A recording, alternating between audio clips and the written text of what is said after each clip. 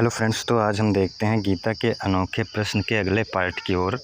Part number है 21 और यहाँ पर जो है हम देखेंगे अध्याय 16 जो है दैवी और असुरी प्रवृत्ति। इसको लेकर हम थोड़ा समझ लें क्योंकि यहाँ पर कन्फ्यूजन होता है लोगों को। जैसे कि मतलब एक तो भगवान कृष्ण दो चीज़ें बताए हैं, एक जो है प्रकृति के गुण बताए हैं कि मनुष्य उसी अनुसार कार्य करता है जैसे उसके गुण होते हैं। 3 गुण बताए हैं, सत्वगुण, रजोगुण, तमोगुण। इसकी बात हमेशा खैर गीता में होती रहती है क्योंकि प्रकृति की बातें हमेशा होगी गीता में, क्योंकि प्रकृति और आत्मा यही 2 चीज़ें हैं, तो इसलिए प्रकृति की बात हमेशा होती रहती है। तो ये तीनों गुण तो हमेशा आते रहते हैं। और मैंने ये भी बताया है कि जो ये प्रकृति के तीनों गुण हैं, ये नहीं कि कोई मनुष्य उसको लेकर पैदा हो गया है तो वही एक गुण हमेशा उस पर हावी रहेगा। ऐसी गलत फहमी में मत फंसना। ये जो प्रकृति के 3 गुण हैं, ये पल पल बदलती हुई मन की प्रक्रिया है। अगर तुम में सुख, शांति, संतोष बढ़ा है तो ये समझ लो तुम सत्वगुण तुम्हारे अंदर बढ़ा है। और यदि तुम लोभ, मोह, ईर्ष्या, द्वेष इन सब में फंसे हो तो रजोगुण बढ़ा है। और यदि तुम नींद और आलस्य इन सब में फंसे हो तो समझ लो तुम्हारे अंदर तमोगुण बढ़ा है। और ये पल पल बदलती मन की प्रक्रिया, किसी एक में ये स्थिर नहीं है। ये बातें यहाँ पर ध्यान रखना।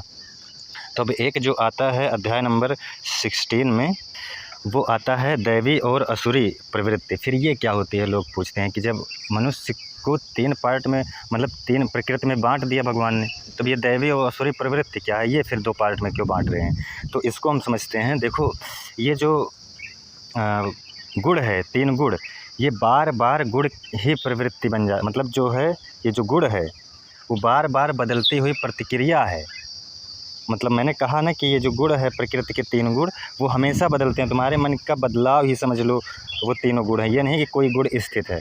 तो प्रकृति के जो 3 गुण बताए हैं, सत्व, रजो, तमोगुण, ये क्षण तुम्हारा मन की स्थिति इस क्षण क्या है वो बताता है। तुम इस समय किस स्थिति में है, तुम्हारा मन सत्व में है, रजो में है कि तमो में है, वो तीनों मैंने बताया कैसे। तुम शांत और अस्पष्ट हो तो सत्व गुण में हो, तुम बेचैन और इच्छाओं में हो तो रजोगुण हो, तुम सुस्त और भ्रमित हो तो तमोगुण में हो। ये करंट मेंटल स्टेट बताता है। और जो दैवी और असुरी प्रवृत्ति जिसका कि अध्याय नंबर 16 में वर्णन करते हैं, वो क्या बताता है, तुम्हारा जीवन किस दिशा में झुक रहा है, मतलब तुम किस तरफ जा रहे हो। जैसे संयम, करुणा, सत्य, ये अगर तुम्हारे अंदर है तो तुम दैवीय दिशा में जा रहे हो, दैवीय प्रवृत्ति में। और अहंकार, लोभ, हिंसा, स्वार्थ है तब तुम असुरी प्रवृत्ति की ओर जा रहे हो। ये लॉन्ग टर्म टेंडेंसी है। तो वही बात है यहाँ पर। तो 3 गुण कैसे मन कार्य करता है ये बताता है, और दैवी असुरी प्रवृत्ति ये किधर जा रहा है, मतलब तुम्हारा मन कैसे बन रहा है, तुम कैसे बन रहे हो, उसको जो बनाता है वो दैवी असुरी प्रवृत्ति बताती है। वो बनता कैसे है, वो बनता है गुण के द्वारा। और गुण जिधर की ओर ले जाता है तुम्हारे मन को, वो बनाता है फिर वो असुरी या दैवीय प्रवृत्ति।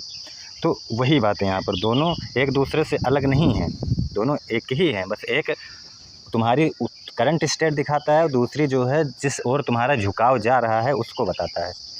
ये बातें, और ये जो है पल पल बदलती मन की प्रक्रिया है जो 3 गुण हैं।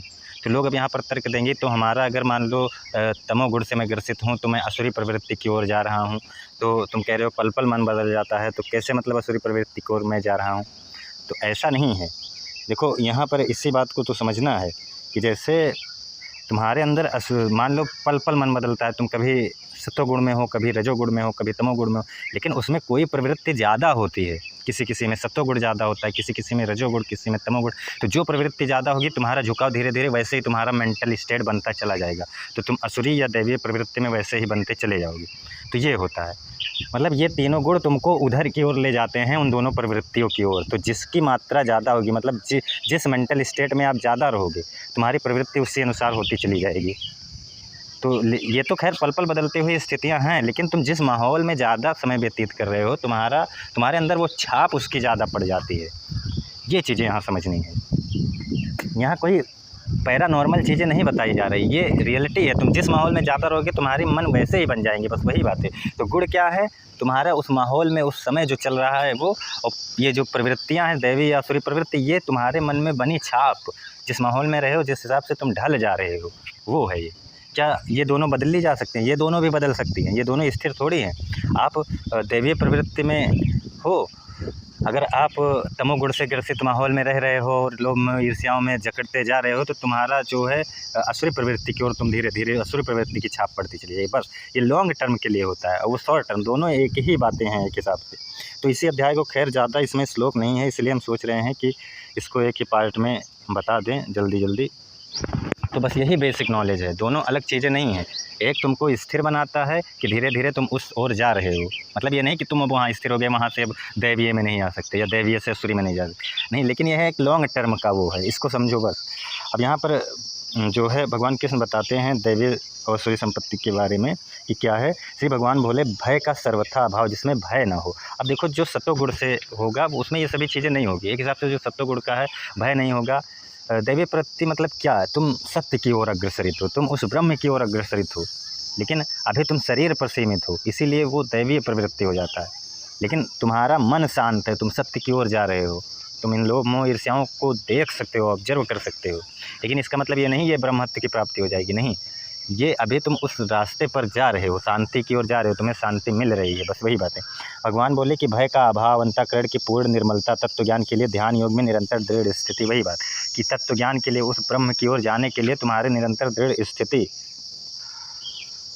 और सात्विक दान, इंद्रियों का दमन, भगवान देवता और गुरुजनों की पूजा, वही मतलब सत्य ही दिखाया जाएगा। मतलब ये नहीं कि यहाँ पर गुरुजनों की पूजा वूजा, वो पूजा वूजा अलग बातें हो जाती है। खैर यहाँ पर थोड़ा ये विस्तार से दिया गया है, इसका शुद्ध अर्थ यही होगा कि तुम्हारा जो है सत्य की ओर अग्रसरित होना, बस यही बात है। उसके बाद आगे है मन वाणी और शरीर से किसी भी प्रकार किसी को कष्ट ना देना, मतलब सब अच्छी बातें। दैवी प्रवृत्ति मतलब सब सत्वगुण से वो, और असुरी प्रवृत्ति मतलब क्या हुआ कि तमोगुण और रजोगुण दोनों रहेंगे, क्योंकि रजोगुण इच्छाएं बढ़ाता है और तमोगुण आलस्य बढ़ाता है। तो यहाँ पर क्या कहते हैं कि प्रिय भाषण, अपना अपकार करने पर भी क्रोध का ना होना, कर्मों में कर्तापन के अभिमान का त्याग, वही मतलब कर्तापन ना होना, मैं भावना ना होना, क्योंकि मैं बार बार वही बातें कहता हूँ। तो ये सब सत्वगुण, ये सब दैवीय प्रवृत्ति है, तुम सत्य की ओर जा रहे हो, यही दैवीय प्रवृत्ति है। चित्त की चंचलता का अभाव, अंतःकरण की उपरति, निंदादि न करना, सब भूत प्राणियों में हेतु रहित दया, इंद्रियों का विषयों के साथ संयोग होने पर भी उसमें आसक्ति न होना, वही मतलब विषयों में संयोग हो लेकिन तुम्हारा उसके प्रति अटैचमेंट ना हो, उसमें आसक्ति न हो, कोमलता, लोक और शास्त्र विरुद्ध आचरण में लज्जा और व्यर्थ चेष्टाओं का अभाव, वही मतलब फालतू की बकवासों में ना फंसना, इन लोभ मोह ईर्ष्या इन सबसे दूर होना, बस यही बातें।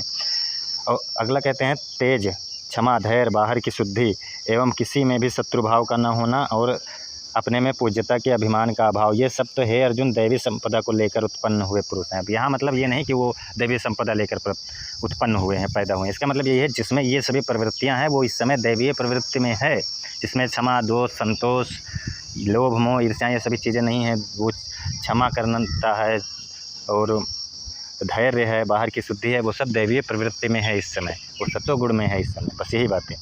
उसके बाद हे पार्थ, अब बताते हैं असुरी प्रवृत्ति, जिसमें घमंड, दंभ, अभिमान, क्रोध, कठोरता, ज्ञान भी, ये सभी असुरी संपत्ति को उत्पन्न लिए हुए पुरुष हैं। मतलब जिसके अंदर ये सभी चीज़ें हैं वो तमोगुण, रजोगुण से ग्रसित है, उसमें घमंड होगा, दंभ होगा, अभिमान होगा, क्रोध होगा, कठोरता होगी। ये मतलब अपने अहंकार से जकड़े हुए हैं, अपनी प्रकृति में ही एकदम उलझे हुए व्यक्ति हैं। ये प्रकृति को ऑब्जर्व नहीं कर पा रहे हैं, ये अपने आप को ही श्रेष्ठ समझ रहे हैं, अपने अहंकार को, यहाँ तक कि उनका अहंकार भी प्रकृति का हिस्सा है, ये सब ये नहीं जान रहे, ये मतलब व्यर्थ ही जी रहे हैं। दैवीय संपदा मुक्ति के लिए, वही बात, दैवीय संपदा जो है जो सत्य की ओर जा रहा है वो मुक्ति के लिए है, और श्री संपदा तो तुम्हें इन्हीं लोभ मोह ईर्ष्याओं में बांधने के लिए है। उसके बाद कहते हैं हे अर्जुन, तू शोक मत कर, क्योंकि तुम तेरे अंदर दैवीय संपदा है, क्योंकि तू तो धैर्य है तेरे अंदर संतोष है, तेरे अंदर दया है, तू दैवीय प्रवृत्ति में है, इसलिए तू शोक मत कर कह रहे हैं। उसके बाद कहते हैं हे अर्जुन, इस लोक में भूतों की सृष्टि यानी मनुष्य समुदाय दो ही प्रकार का है, एक तो दैवीय प्रकृति वाला और दूसरी असुरी प्रवृत्ति वाला, वही मतलब दो प्रवृत्ति, 3 गुण और 2 प्रवृत्ति, उन्हीं तीनों गुण से ही दोनों प्रवृत्तियाँ बनती हैं। अब कहते हैं मुझसे तू अब असुरी प्रवृत्ति वाले समुदाय को विस्तार से सुन, क्योंकि मैंने दैवीय प्रवृत्ति बता दिया, जो सत्य की ओर अग्रसरित हैं वही दैवीय प्रवृत्ति की हैं, जिसमें क्षमा, संतोष और घमंड ये सभी चीज़ें ना हो। अब असुरी प्रवृत्ति वाला क्या है, असुर स्वभाव वाले मनुष्य प्रवृत्ति और निवृत्ति इन दोनों को ही नहीं जानते, इसमें उनमें ना तो बाहर की शुद्धि है, न श्रेष्ठ आचरण है, न सत्य भाषण है, मतलब वो हमेशा ईगो और घमंड और इन्हीं सब में चूर रहेंगे, वो सोचते हैं मैं करता हूँ, वही बातें वही चीज़ें आ जाती है, बार बार गीता वही बात अलग अलग तरीक़ों से समझाती है। मतलब गीता के कोर मतलब क्या है, तुम्हें मैं कर्ता की भावना हटाना, तुम्हारा आसक्ति हटाना, जिससे कि तुम्हारे अंदर क्षमा, संतोष ये सभी चीज़ें तुम देख सको, तो प्रकृति में ये जो लोभ मोह ईर्ष्याएं चल रही हैं इनको ऑब्जर्व कर सको, और तुम्हारे अंदर क्षमा, दया ये सभी चीज़ें आ सके, बस यही गीता का मेन फिलॉसफी है। कि तुम्हारे अरे मैं कर्ता की भावना को हटाना, आसक्ति को हटाना, अहंकार को हटाना, क्योंकि वो प्रकृति का हिस्सा है। तुम देखो उसको, बस हटाना क्या, ऑब्जर्व करो। मैं बार बार हटाना कहता हूँ, उसको ऑब्जर्व करना, ये बात है। तो आगे कहते हैं, वे असुरी प्रकृति वाले मनुष्य कहा करते हैं कि जगत आश्रय रहित है, सर्वथा असत्य है, बिना ईश्वर के है, अपने आप केवल स्त्री पुरुष के संयोग से उत्पन्न है, अतएव केवल काम ही इसका कारण है, इसके सिवा और क्या। मतलब उनको बस सिर्फ कामना, वासना, यही सब चीज़ें दिखती है। वो कहते हैं कोई ईश्वर नहीं है। अब यहाँ ईश्वर का मतलब यही है कि वो प्रकृति में ही लीन रहते हैं। वो कहते हैं प्रकृति से परे कुछ नहीं है। वो ये नहीं जानते कि प्रकृति से तुम कंडीशनिंग हो पूर्णता, और वो एक अवेयरनेस है जो इस प्रकृति के परे है, जो तुम में आ जाए तो तुम इन प्रकृति में हो रही घटनाओं को देख सको। वही कह रहे हैं कि वो उस अवेयरनेस को नहीं जानते, और वो इन्हीं में लोभ मोह ईर्ष्याओं में बने विचारों में जकड़े रहते हैं, वो इन्हीं के चक्र में घूमते रहते हैं। हमेशा इसको पा जाऊँ, उसको पा जाऊँ, कभी मन की शांति नहीं मिलती उनको, क्योंकि शांति सत्य की ओर जाने से ही मिलेगी, नहीं तो मन अशांत ही रहेगा हमेशा। आप कुछ भी पा जाओ, आप कभी शांति नहीं पा सकते। उसके बाद कहते हैं, इस मिथ्या ज्ञान का अवलंबन करके जिनका स्वभाव नष्ट हो गया तथा जिनकी बुद्धि मंद है, वे सब अपकार करने वाले क्रूर कर्मियों मनुष्य केवल जगत के नाश के लिए समर्थ होते हैं। वही बात कह रहे हैं कि वो मतलब व्यर्थ ही जीते हैं, वो जगत के नाश के लिए ही है। जो मतलब कामना वासना को ही रियल मानते हैं, कहते हैं कोई कुछ नहीं है, ये वो ईश्वर नहीं है जिस रूप में तुम मानते हो, वो भी मैं भी कह रहा हूँ, वो रूप में ईश्वर नहीं है। लेकिन तुम इन प्रकृति के घटनाओं के प्रति अवायर हो, जिस कामना वासना को तुम जिसके पीछे पड़े हो, जिसके घमंड में चूर हो, जिन पैसों के घमंड में, जिन वासना लालसा के पीछे ज़िंदगी भर पड़े हो, तुम अपने को देख ही नहीं पा रहे हो कभी, वो तो व्यर्थ ही जीते हैं। तो उनके लिए वो कहते हैं ईश्वर भी नहीं है। ईश्वर तो वैसे भी नहीं है, लेकिन वो जो अवेयरनेस है वो तो तुम लाओ, वही अवेयरनेस ही ईश्वर है, वही आत्मा, वही सत्य, वही ब्रह्म। तब तुम अपने आप को जान पाओगे कि मैं तो एक कठपुतला हूँ प्रकृति का, किस लोभ में मैं यहाँ पड़ा हूँ। प्रकृति जैसे मुझे चाह रही वैसे ही करा रही। मेरा लोभ मोह ईर्ष्या, मेरा मन बुद्धि अहंकार, ये शरीर सब प्रकृति का कठपुतला है। तुम्हें लग रहा है मैं कर रहा हूँ, ये तुम कुछ नहीं कर रहे हो, वो प्रकृति कर रही है। तुम्हारा वो अहंकार जो मान रहा है मैं कर रहा हूँ, वो प्रकृति ही है। तुम प्रकृति से परे तुम्हारा एक थॉट नहीं आएगा, जो कि सोशियोलॉजी यही कहती है। वे दंभ मान और मद से युक्त मनुष्य किसी प्रकार भी पूर्ण न होने वाली कामनाओं का आश्रय लेकर अज्ञान से मिथ्या सिद्धांतों को ग्रहण करके भ्रष्ट आचरणों को धारण करके संसार में विचरते हैं। वही बात, वे दंभ मान, वही अभिमान मद, इन सबसे, और ये जो कभी न पूरी होने वाली इच्छाएं हैं, इनके पीछे अपना जीवन और अज्ञान से मिथ्या सिद्धांतों को ग्रहण करके, मतलब वो अज्ञान से ये गलत सिद्धांत ग्रहण करते हैं, कोई ईश्वर नहीं है, कोई कुछ नहीं है, यही सेक्स ही सब कुछ है, वही स्त्री पुरुष का संयोग ही सब कुछ है, उसी से जीवन है, ये वो तमाम तरह की बकवासों में वो फंसे रहते हैं। वो भ्रष्ट आचरण धारण करके संसार में बिना मतलब के ही जीते हैं, क्योंकि उनको अपने थॉट को ही वो ऑब्जर्व नहीं कर पा रहे हैं। मैं कौन हूँ यही नहीं जान रहे हैं। तुम एक कठपुतला प्रकृति का यही नहीं समझ पा रहे हो, तुम व्यर्थ ही जी रहे हो, तुम तो प्रकृति के द्वारा कंडीशनिंग मात्र हो। उसके बाद कहते हैं, तथा वह मृत्यु पर्यंत रहने वाली असंख्य चिंताओं का आश्रय लेने वाले, विषय भोगों के भोगने में तत्पर रहने वाले और इतना ही सुख है इस प्रकार मानने वाले होते हैं। वही बात, ये इसी इच्छाओं को, जो ये जीवन भर इच्छाओं के पीछे बंधे रहते हैं, वो सोचते हैं यही सुख है और इसके पर्यंत कुछ भी नहीं है। तो वही बात है, वो इसी में उलझे रहते हैं, वो लोभ मोह ईर्ष्याओं में ही ज़िंदगी भर उलझे रहते हैं, इसी के साथ वो मृत्यु को प्राप्त हो जाते हैं। वो कभी खुद को ऑब्जर्व ही नहीं कर पाते। उसके बाद आगे कहते हैं, वे आशा की सैकड़ों फांसियों से बंधे हुए मनुष्य काम क्रोध के परायण होकर विषय भोगों के लिए अन्यायपूर्वक धनादि पदार्थों का संग्रह करने की चेष्टा करते हैं। अब देखो, अगर तुम्हारे अंदर इच्छा है, लोभ है, मोह है, तो तुम अन्याय करोगे ही। आप इन लोभ के लिए, इन काम क्रोध के लिए, आप विषयों के भोगों के लिए अन्यायपूर्वक धन इकट्ठा करोगे और इन्हीं सब में तुम उलझे ही रहोगे। क्योंकि अगर तुम अवेयर नहीं हुए प्रकृति की घटनाओं के प्रति, तब तुम अपनी इच्छाओं को पूरा करने के लिए कुछ ना कुछ करते ही रहोगे, उल्टा सीधा, और लोभ मोह में ज़िंदगी भर अपना जीवन व्यतीत कर दोगे और खुद के अवेयरनेस को कभी ऑब्जर्व ही नहीं कर पाओगे, खुद को कभी ऑब्जर्व ही नहीं कर पाओगे। इन सब में बंधे रहोगे और धीरे धीरे एक दिन तुम इसी में मृत्यु को प्राप्त हो जाओगे। लेकिन जागरूकता तुम्हारे अंदर कभी नहीं आएगी, जो कि होता ही है ऐसा। गीता में भगवान कृष्ण कहीं कहते हैं कि मुझे चाहने वाले हज़ारों में कोई एक, लेकिन मुझे तत्व से जानने वाला उन एक, जो एक बचा उनमें से भी उनमें अगर 1000 ले लो, उनमें से कोई एक होता है। मतलब कोई उधर नहीं जाना चाहता, कोई उस अवेयरनेस को नहीं प्राप्त होना चाहता। वे सोचा करते हैं, मैं आज यह प्राप्त कर लूँ और अब इस मनोरथ को प्राप्त कर लूँगा, मेरे पास इतना धन है और फिर भी यह हो जाएगा। मतलब वो हमेशा इच्छाओं में उलझे रहते हैं, ये प्राप्त कर लूँ, वो प्राप्त कर लूँ, ये मिल जाए, वो मिल जाए, शांति मिल जाएगी, ये मिल जाएगा, वो मिल जाएगा, शांति मिल जाएगी। लेकिन उनको शांति कभी नहीं मिलती, वो जीवन भर उलझते ही रहते हैं। एक कठपुतली मात्र चले प्रकृति के और उसी में उलझते हुए चले गए और मर भी गए। ये सब असुरी प्रवृत्ति वाले लोग हैं। ये चीज़ें कह रहे हैं भगवान कृष्ण। असुरी मतलब कोई असुर नहीं, तुम खुद ही हो अगर इन सब में फंसे हुए हो, कोई असुर नहीं होता।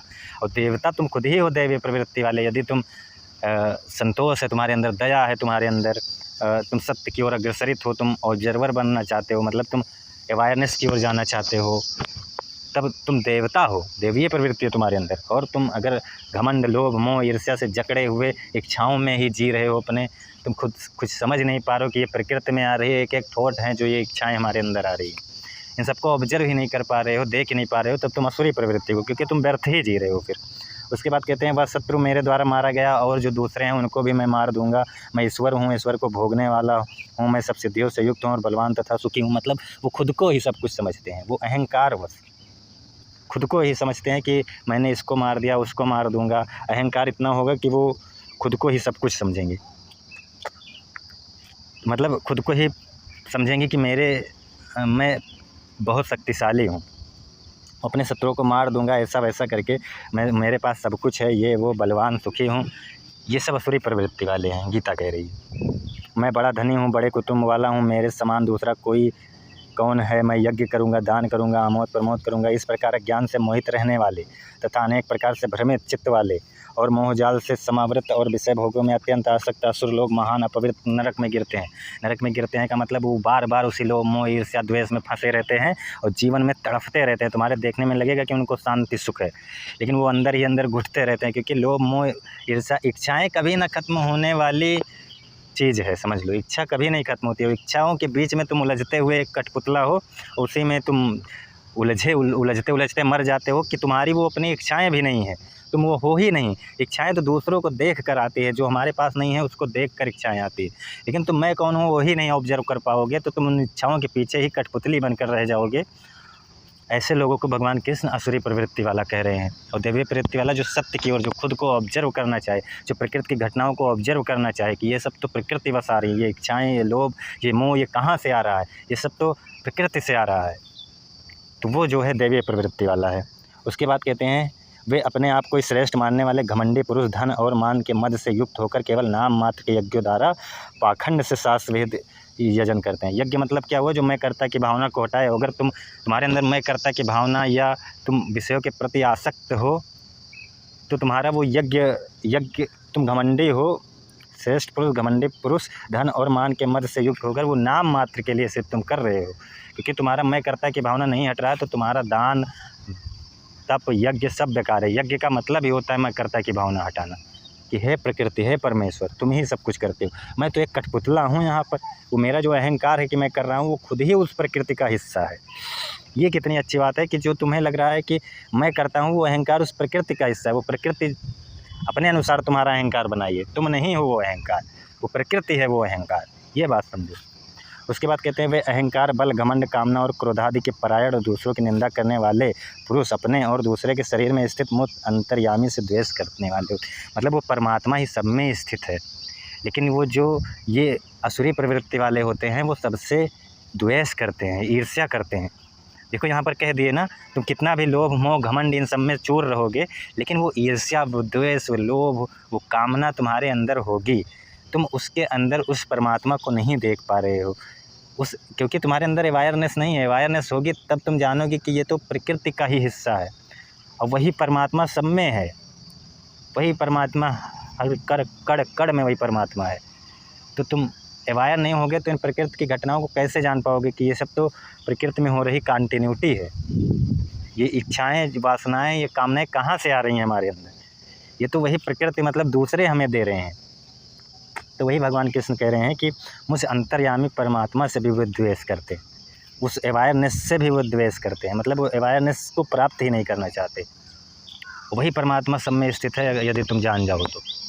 वही अवेयरनेस मतलब सब में है, अगर सभी लोग ऑब्जर्व करना जान जाएं तब। उन द्वेष करने वाले पापाचारी और क्रूर कर्मी नराधारों को मैं संसार में बार बार असुरी योनियों में डालता हूँ। मतलब ये है कि तुम्हारे अंदर यदि रजोगुण और तमोगुण है तो तुम बार बार उसी में, क्योंकि तुम्हारे अंदर लोभ, मोह, ईर्ष्याएं हैं, तो तुम बार बार उन्हीं में प्राप्त होते रहोगे, तुम्हें सतोगुण नहीं आएगा, क्योंकि तुम उसी में बंधते जा रहे हो ना धीरे धीरे, तुम्हारी प्रवृत्ति ही वैसी होती आ रही है, तुम्हारी प्रकृति ही वैसी है, तो बार बार उसी में तुम बंधते जाओगे, बार बार उन्हीं में, वही कह रहे हैं आसुरी योनियों में ही वो प्राप्त होते रहते हैं, बार बार उनमें लोभ मोह ईर्ष्याएँ, उससे वो बाहर ही नहीं निकल पाते। उसके बाद कहते हैं हे अर्जुन वे मूढ़ मुझको न प्राप्त होकर जन्म जन्म में असुरी योनि को प्राप्त होते हैं, फिर उससे भी अति नीच गति को ही प्राप्त होते हैं, अर्थात नरकों में। मतलब बार बार वो वही असुरी योनि, मतलब यही लोभ मोह ईर्ष्या द्वेष घमंड राग, इन्हीं सब में वो बार बार प्राप्त होते रहते हैं। वो खुद कभी अवेयरनेस की ओर, सत्य की ओर जा ही नहीं पाते। ये नहीं कि भगवान केस उनको वहाँ भेज रहे हैं, वो खुद ही उनकी ही प्रवृत्तियाँ हैं जो उन्हें ऐसे बना रही है। वो प्रकृति को ऑब्जर्व नहीं कर रहे हैं ना, क्योंकि उनके पास ज्ञान नहीं है या वैसा माहौल नहीं है, इसलिए वो बार बार उन्हीं को प्राप्त होते हैं या उनसे भी नीच गति को प्राप्त हो जाते हैं। मतलब लोभ मोह द्वेष ये बहुत ही ज़्यादा उनमें हो जाता है धीरे धीरे, क्योंकि उनके मन की स्थितियाँ उसी अनुसार मजबूत होती चली जाएंगी ना। उसके बाद कहते हैं काम क्रोध तथा लोभ, ये 3 प्रकार के नरक के द्वार है। मतलब काम क्रोध और लोभ, यही 3 चीज़ें ऐसी हैं जो तुमको इन सब में ढकेल देती हैं, असुरी प्रवृत्ति में, लोभ मोह ईर्ष्या में। और यही तीनों जो है जीवात्मा का नाश करने वाले, अर्थात उसको अधोगति में ले जाते हैं। तो इन दोनों को त्याग देना चाहिए। मतलब यही तीनों जो हैं तुम्हारे अंदर अहंकार लोभ द्वेष ये सभी चीज़ें लाती हैं। मतलब काम क्रोध तथा लोभ, यही 3 चीज़ें हैं जो तुमको इन सब में फंसाती हैं, घमंड असुरी प्रवृत्ति तुम्हारे अंदर लाती हैं। जितनी प्रवृत्तियाँ मैंने अभी तक बताई वो इन्हीं तीनों की वजह से, काम क्रोध और लोभ। हे अर्जुन इन तीनों नरकों के द्वारों से मुक्त हुए पुरुष कल्याण का आचरण करते हैं, इससे वह परम गति को प्राप्त होते हैं। अतः मुझको, मतलब जो जिसके अंदर काम क्रोध और लोभ नहीं होगा, कामना नहीं होगी, क्रोध नहीं होगा, लोभ नहीं होगा, वो फिर असुरी प्रवृत्ति से मुक्त हो जाएंगे और वो सत्वगुण को प्राप्त होकर दैवीय प्रवृत्ति को प्राप्त हो जाएंगे, जिससे कि वो मुझको प्राप्त हो जाएंगे, फिर वो सत्य को प्राप्त हो जाएंगे। उसके बाद जो पुरुष शास्त्र विधि को त्याग कर अपनी इच्छा से मनमाना आचरण करता है वह न सिद्धि को प्राप्त होता है, न परम गति को, न ही सुख को। मतलब शास्त्र विधि मतलब वही हुआ कि मैं कर्ता की भावना का ना होना, और यहाँ पर कह रहा है उसको त्याग कर, मतलब जिसमें मैं कर्ता की भावना, अहंकार लोभ द्वेष ये सभी चीज़ें भरी होती हैं, वह न सिद्धि को प्राप्त होता है, न परम गति। परम गति मतलब वही सत्य को प्राप्त होना। उसके बाद आगे कहते हैं इससे तेरे लिए इस कर्तव्य और अकर्तव्य की व्यवस्था में शास्त्र ही प्रमाण है, ऐसा जानकर तू शास्त्र विधि से नियत कर्म ही करने योग्य। वही मतलब इसके लिए शास्त्र ही प्रमाण है। शास्त्र मतलब क्या? शास्त्र मतलब यही चीज़ें, शास्त्र विहित कर्म कर कि तुम मैं कर्ता की भावना हटाओ, देख ये सब प्रकृति में हो रही कंटिन्यूटी है, प्रकृति के अनुसार तू कर्म कर। और इस समय तेरा कर्म है युद्ध कर। तू जो मैं करता सोच कर हट रहा है युद्ध से, वो तेरी प्रकृति है, तुझे युद्ध करना ही पड़ेगा। तू लोभ मोह हटा, ये मोह कहाँ से तुझे प्राप्त हो, ये मोह हटा और अपना कर्तव्य कर। देख मोह तो दूसरों से आ रहा है, इतनी प्रवृत्तियाँ, इसीलिए तो बताया ये मोह ये लोभ ये द्वेष ये सब असुरी प्रवृत्ति है अर्जुन, और तू दैवीय प्रवृत्ति वाला है, इसलिए तू युद्ध कर, तू युद्ध करेगा। इसलिए कहते हैं कि जो तू सोच रहा युद्ध नहीं करूँगा वो भी असत्य है। 18 नंबर अध्याय में तू युद्ध करेगा, क्योंकि तेरी प्रवृत्ति दैवीय प्रवृत्ति वाली है। बस इस समय तू मोह से ग्रसित हो गया है, क्योंकि इस समय तू थोड़ा रजोगुण में चला गया है, क्योंकि गुण तो पल पल बदलती हुई प्रक्रिया है, लेकिन वो जान रहे हैं कि जो उसकी प्रवृत्ति है अर्जुन की वो दैवीय प्रवृत्ति है। वही बातें यहाँ पर, फिर ये प्रवृत्तियाँ जो हैं ये लॉन्ग टर्म के लिए है, और जो गुण हैं वो पल पल बदलती मन की प्रक्रियाएँ हैं, और उसमें जो छाप पड़ती चली जाती है, जैसे जिस गुण में ज़्यादा रहा हो तो वो जो छाप पड़ती चली जाती है वो जो है प्रवृत्तियाँ हो जाती है, फिर दैवीय या आसुरी प्रवृत्ति। बस यही चीज़ें हैं। तो ज्ञान वही है जो सत्य की ओर ले जाए, और ज्ञान वही है जो इन प्रवृत्तियों में फंसा कर रखे, बस। और दैवीय प्रवृत्ति आपको सत्य की ओर ले जाने के लिए है, और असुरी प्रवृत्ति आपको इन्हीं प्रकृति में चल रहे लोभ मोह ईर्ष्या द्वेष इन्हीं सब में फंसाने के लिए, जिससे कि बार बार तुम इन्हीं में जन्म मरण को प्राप्त होते रहते हो, मतलब बार बार इन्हीं प्रवृत्तियों में फंसते रहते हो। बस यही बातें हैं। तो ये जो अध्याय है ये खैर समाप्त होता है। दैवीय असुरी प्रवृत्ति ये समझ गए ना कि गुण क्या है और प्रवृत्ति क्या है, दोनों एक ही चीज़ हैं, दोनों अलग चीज़ नहीं है। वो गुण के अनुसार ही प्रवृत्ति बनती है। जैसा गुण होगा तुम्हारा तीनों गुण में, वैसे तुम्हारी प्रवृत्ति बन जाएगी। प्रवृत्ति जो मन में बनी छाप होती है उसके लिए है। बस आज के लिए इतना ही, धन्यवाद।